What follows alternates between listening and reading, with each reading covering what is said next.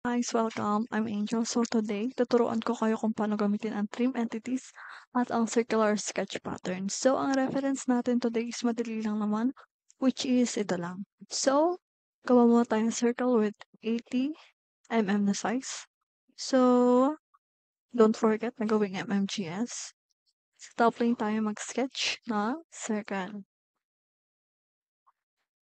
Ayan. Tapos, with mag-dimension tayo ng 80. Ayan. Zoom natin konti. Tapos gawa tayo ng center line. Kasi may center line yan kanina eh.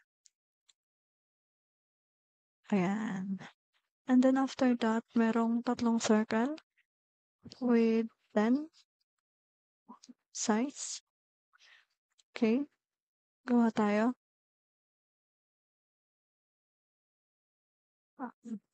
Dimension tayo dito ng dimension tayo ng 10. Okay.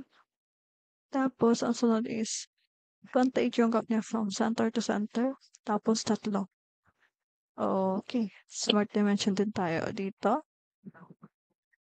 To the center. 28. Oh, lagpas-lagpas na yung circle natin. Pero okay lang, may smart dimension naman. Then after this, gagamitin na natin ang circular pattern. Goods kasi naulit yung bilog. Ito yung gagayahin natin. Okay, kita nyo naman, okay siya. Pero wala dapat siya dito. So, skip natin siya. Pinutin lang natin. And then, check. After that, gawa tayo ng circle ulit. Pero walang size dito nakalagay. So, if mag-estimate lang tayo, 40 yung radius nito, minus 38, minus 28, minus 5 na radius ng maliit na circle. So, merong 7 na natira. Tapos kung ano natin na 17 to, so 28 minus 5, 23 minus 7, 16 radius. Kawali tayo dito. 16 or 32.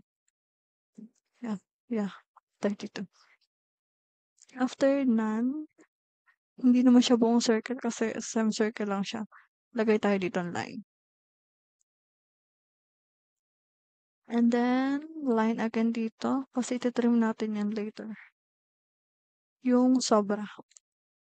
Punta na tayo sa trim entities. I-hold nyo lang, okay?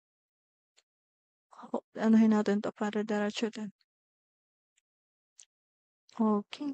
And then, goods. After that, mag-extrude na tayo. Guys, malapit na tayo matapos.